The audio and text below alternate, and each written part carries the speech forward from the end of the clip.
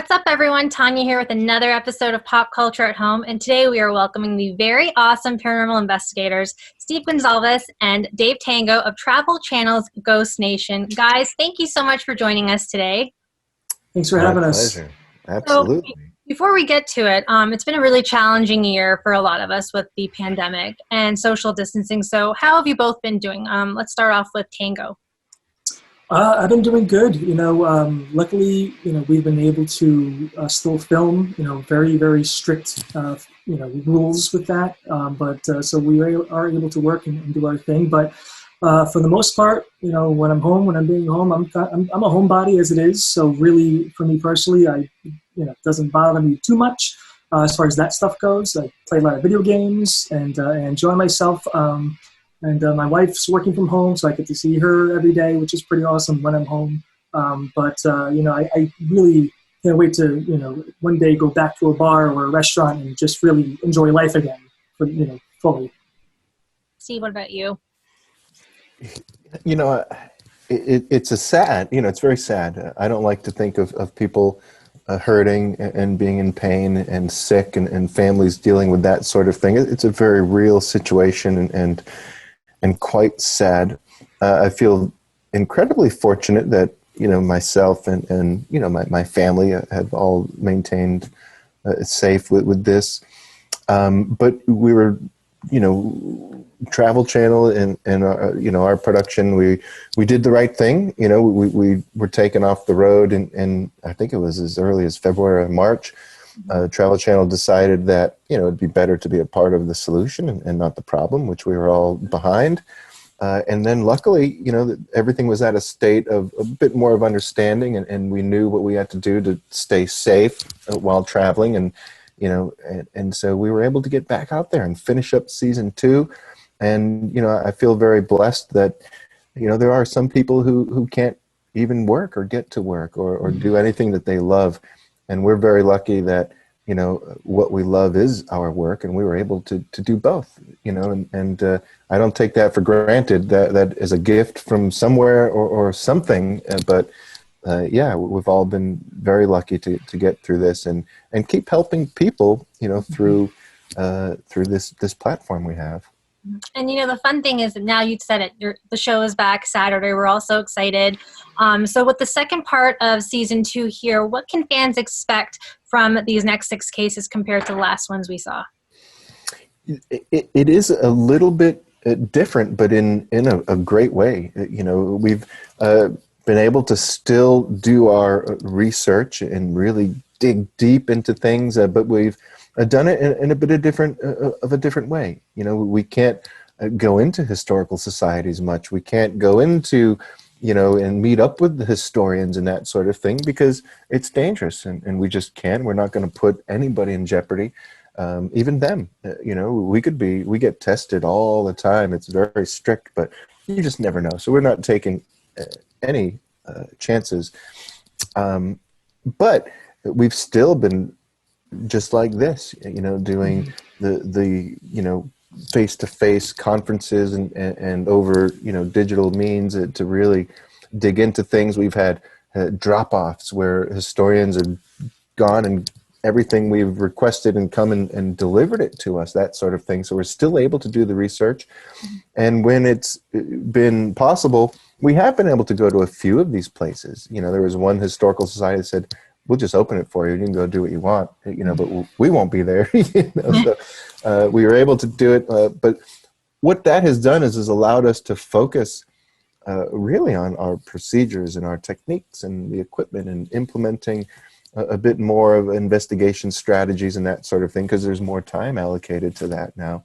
And that's worked in our advantage. We've been really able to help some people and capture some amazing evidence, all while being in this, uneasy time, this quarantine. Mm-hmm. We actually just finished shooting just a few days ago.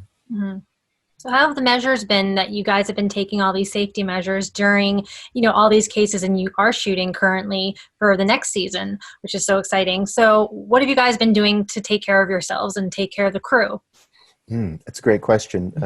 I'll be as brief as I can. They actually clean, if we're going to investigate a place, The family needs to be tested before we show up, and that happens and get all their results and everything. We have to be tested before we get there. All of the crew has to be tested before they get there, and this is each case, and then we have, vowed and signed paperwork that says that, we will stay in our own little safe bubble and not let people in or venture out, just to keep everybody safe. We don't go to restaurants. We don't, do any of that. We stay, we've had a few barbecues, in like hotel parking lots, because we won't stay in the lobby and congregate. Just us. Yeah. Yeah, we get tested every week. We get our temperatures checked twice a day.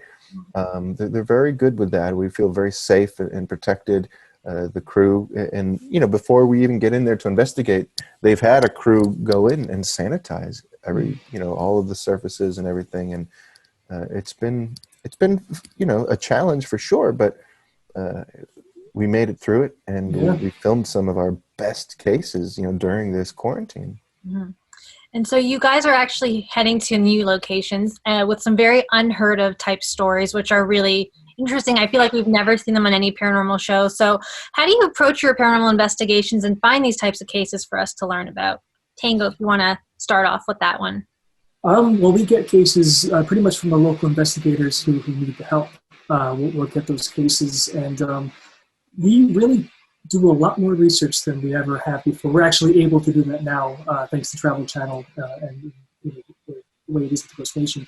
And through that research, we are able to find out a lot more about these places and actually find the truth, right? Find the real information that we will now give to our client, a homeowner or business owner. Because a lot of times they'll say, we heard that this person died here, was murdered or whatever, and then we'll go in and it's like, actually, no, that didn't happen. Or it's the opposite. Or we'll find something pretty traumatic that happened, find names, use these names during the investigation. And a lot of times, I have to be honest, it works. These names, if you can get the right name, you ask the right questions, you do the right research, you'll get some activity, and it has been very helpful for us really diving really deep into the research. And I love how you guys have you really embed yourself with local investigators, which makes such a difference, I feel like. How do you think that enhances your cases to make them like what we're seeing on TV? That's a great question. Working with the local teams has been, really valuable to us. It not only because we're able to get all real-time information from them. It's not, did this happen here? I'm not sure. Where was this? Were they standing here when they saw that? We were here. We were looking this way. The lights were off here, but this light was on. They're able to really put you in that scenario, which helps you investigate, helps you disprove things, and it helps you have experiences. But also, what is there? That personality is already familiar with the local investigators. They've been there sometimes for months, even up to a year, and they get some interactions. Most times, actually, we'll have them go into the location on the first night just to say, hey, I'm bringing in some friends. You should want to talk to them, or whatever the verbiage is. And it's been great. They watch the monitors for us, and we're in there investigating. We investigate with them. We've learned some stuff from the local teams. It's not like we come in and take it over and say, all right, now you're on your own, get out of here, go home. We investigate with them. They're welcome there the whole time. And it's really valuable to utilize their knowledge as well. It's been actually awesome. And like Tango said, that's how we're getting most of these cases, is through those local teams that really have a crisis situation and they don't know where to turn to get these answers, and they come to us. And you guys were like the pioneers of paranormal TV. Like, I've watched you guys growing up on Ghost Hunters, and now I'm watching Ghost Nation. And so I'm wondering, have you ever, felt, fear on a case after all these years, or is it anything like that you've never expected, or do you ever get scared on a case? It's, for me, more excitement, you will get startled and you will scream, and there is always, fear of animals, fear of, somebody living in the house or in the attic, or, a squatter or something like that. No, it's, I always talk about this one case. It was in season 1. It was in Halifax, Virginia, and there was a cult spot. And I'd never experienced a legitimate cult spot before. and I was with Steve, he was with me. And through research, we found a bunch of names from death records, and we systematically went through each name, got to this one name, I believe it was Emma, and we both hear at the same time an ominous female voice that came out of nowhere. 5 seconds later, the room got cold. It goes right down. He kind of just basically morphs into this ball in front of us. You don't see anything, but I put my hand in there, and I felt something, and I didn't realize that a cold spot isn't just the absence of heat. It has a physical property to it. It felt like I put this sounds weird, but it felt like I put my hand into a bowl of jelly, or like it was really strange. It was like swarming around my hand. Mm-hmm. And Steve, the way you say it is accurate too. It's like putting your hand into a static TV. And I had no idea. And so as far as getting freaked out, I started to tear up. I didn't. My body, my brain didn't know how to process what was happening, because it's like, this isn't real. This isn't really happening. What's happening? And I got emotional, and Steve put his hand in there as well. And he started getting emotional. So that's the closest I could say of kind of like, I don't want to say freaking out, but your body is just trying to tell you something, like this isn't right. Something's weird. Something's off. Steve, have you experienced something like that throughout your cases? Yeah, I mean, no matter how long you've been doing this, there are going to be things that startle you, and we get, we see comments and people say all the time, like, all they do is say, did you hear that? Did you see that? But it's like, they're going to say the same thing. Try not to say that if a door slams in front of you. Try not saying that if something flies in front of your face. You don't just go, you go, did you see that? I mean, that's just what comes out. I challenge anybody to go through that situation and not say, did you see that? But with that being said, you get startled. We're not afraid of what's happening. Like Tango said, we're way more afraid of the living things. But you do get startled, and you assess the situation, and your fight or flight comes into play, and you have to figure things out and do this all within a matter of a second and decide, do I go towards this? Do I, wait for it to happen again so I don't scare it away? You have to process all of this within just a few seconds, and you don't realize you're processing all of this until after the fact, but it's a pretty intense thing, a real paranormal experience. Like, people will ask us all the time, how will I know if I'm having an experience? You will know. If there's any doubt in your mind, it's not paranormal. You will know. Your body reacts to it. You have a physical and emotional reaction to the true paranormal that you've never experienced before, unless it is a real paranormal interaction. And speaking of, paranormal interactions that you guys have, so October 31st is the reunion special with Amy and Dave. All right, I wrote it down wrong. Adam. Yeah. I wrote the names wrong in my script. So Amy and Adam, they're back. So you guys are going to be investigating with them. It's a huge estate. Was there anything on camera that are we going to see everything that you guys have captured, or is there anything that we're not going to be able to see? Because I know that there's so much ground to cover, and it's a 2-hour special, and I don't know how much you can handle in 1 week, because it is a very long investigation. So what are we seeing? Without spoilers for the fans. Yeah, we can't say exactly what we saw or didn't see or what, but on any, confinement in terms of television, there is going to be that question. You're only dealing with 42, 44 minutes or so, and within that, only a certain amount of time is the investigation. There is other things involved, like research and the storytelling of the episode. So you need to figure out, if you have, say you have, and I'm making up numbers, but 10 or say, 5 or 6 real paranormal experiences and evidence and all this and that, muddying up the episode to show all of that just literally leaves the viewer confused and feeling less of a value in terms of what they watched. Uh-huh. Whereas if you can focus on the really tangible things that make sense, and it's a much better experience and much more true to the investigation. So, and most times you're not seeing everything that happens. There is a triage system that we all go through between Travel Channel and us as investigators, the production company who makes the show. Like, we all come to an agreement in terms of what makes the most sense and what doesn't. There is a true triage system, that we try to keeping, just to make sure that we're packing the show with as much valuable content as we can. But things like we'll see comments all the time, and that doesn't really bother us. It's just really fun to get that feedback, to just see what people are thinking, where I would have used the thermal camera in the basement, or I would have gone in with this person down there. They're what are they doing? It's like, we did, we do all those things, but you just didn't see it, because you can't put everything on television. But we'll have people in signings and be like, I can't believe you did this, but you didn't do that. You guys are dopes. It's like, well, no, we did that.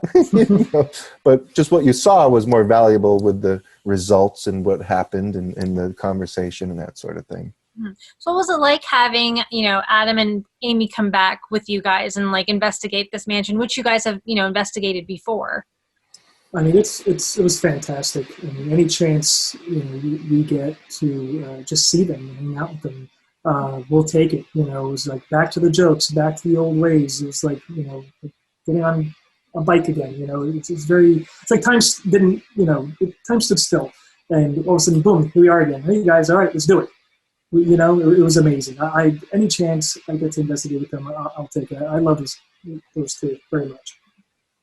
Yeah, it was a lot of fun.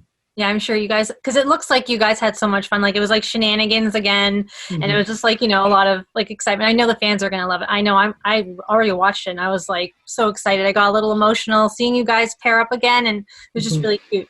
So, one of the things I also want to talk to you about is the show. There's a lot of paranormal shows that are out now that you guys have been pioneers, I guess, for, go with ghost hunters. What do you say sets your show apart now from the other ones that have kind of copied you, kind of wanted to, springboard off that? Yeah, we're obviously in a very fortunate position to be one of the first. When our show came out 15 years or 16 years ago, I think it was 16 years ago, there was no such show like it, and even for our first season or two, people are like, who are these guys running around in the dark, but all of a sudden by season 3, there were, everywhere we went, people were going bonkers, and you couldn't walk through Walmarts and stores, and then, 2 years later, there were 5 other shows like it and that sort of thing, and it's nice to be a part of that for sure, but we've all realized that the paranormal world and the field is big enough for all of us. Whether their techniques differ from us, it doesn't matter to us. We'll use their techniques. They can use ours. We're friends with everybody on all of these other paranormal shows, and it's great. There isn't somebody on a paranormal show that I can think of that I wouldn't, hug and cry upon seeing them and high five and talk and get together and have dinner. It just happens all the time. So we're all friends. We all get along. And I think it's kind of nice for the audience to be able to go to one place, Travel Channel, and see that there are different techniques. There are different ways of doing this and still getting at the same result, that sort of thing. And I think that's fun to have that diversity and the adventure of it.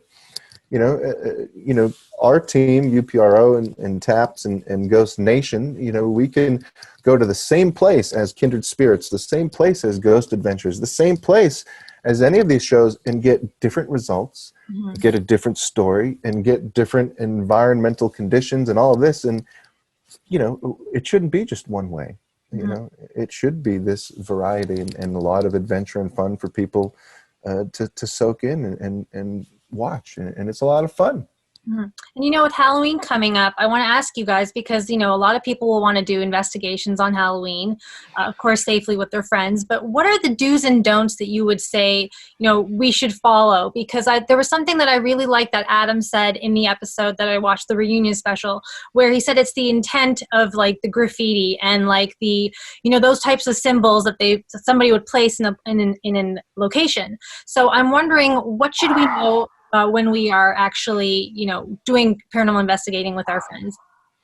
I mean, if you're, a lot of people this time of year, they want to just go and have fun and be in somewhere that, they think is haunted, or when I was younger, being in an abandoned asylum at 2 a.m, there isn't more fun, it just isn't.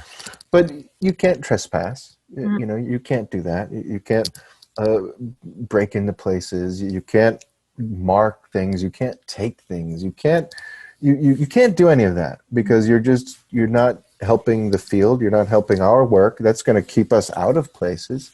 And if you're really looking to get into this, you're doing a damage, a disservice to the field. So why would you do any of those things? So don't trespass, don't do any of that, and get permission.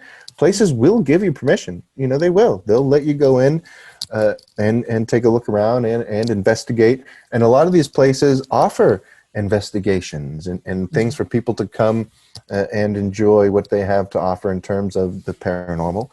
So look into that more so than just breaking and entering into places and I think that's the way to go. Don't break and enter. Don't do anything crazy. Don't mark things up. Don't graffiti. Don't knock over headstones. Don't do any of that stuff. It's all about respect. Have fun, of course, but respect what you're doing and those who have died and been here before us. And also, speaking of trespassing, you also have to think about, the trespasser. You can hurt yourself. There's a safety issue there. You're going into a place you've never been in before. It's most likely decrepit. You might fall into the floor. And people they hurt themselves. So, just that alone, you shouldn't go into a place you don't know, especially a private residence that looks decrepit, or even a graveyard. You could, fall right over a stone. It happens. So please, if you can do this the right way. And before I let you guys go, because I'm having so much fun talking to you, Steve, there was something I found out about you, that you used to be a police officer, and I thought that was so interesting. And it's such a disciplined profession, and then paranormal investigating also has some disciplined components to it as well. So I'm wondering, how has policing actually benefited your investigation process? Yeah, it has definitely kept me from taking things at face value. Even our clients, they'll tell me the story, but to me, it's always just a story until I experience it myself. I don't always think people are lying to me, but being as a cop, I can sniff that out too. But there are things like misinterpretation. You may really believe in what you're seeing, so you're not lying to me. Yeah. But you may have misinterpreted what you're seeing there. So not taking things at face value, going those extra steps. And my brain is just programmed to think that way. And I think that's become quite valuable. Even when things happen to me, all right, Steve, but could it be A, B, C, and D? That shadow you just saw move across, could that be phosphenes in your eyes just floating around?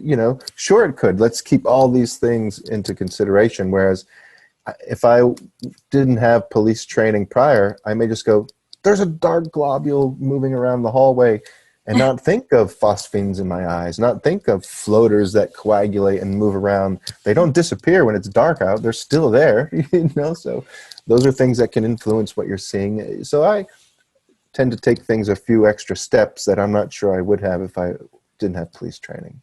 So Tango, question for you, follow up on that. Do you see a lot of his policing, like his police good cop, bad cop come out during investigations, or is it all just pretty calm?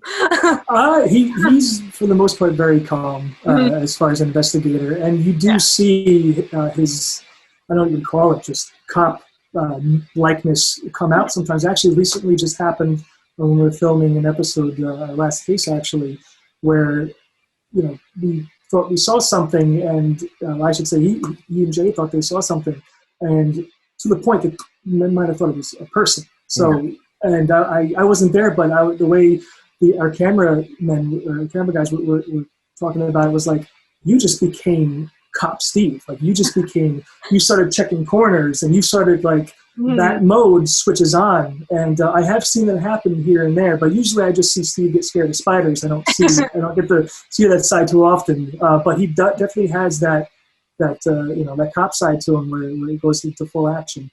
And safe to say spiders are very gross. So I am with you on that.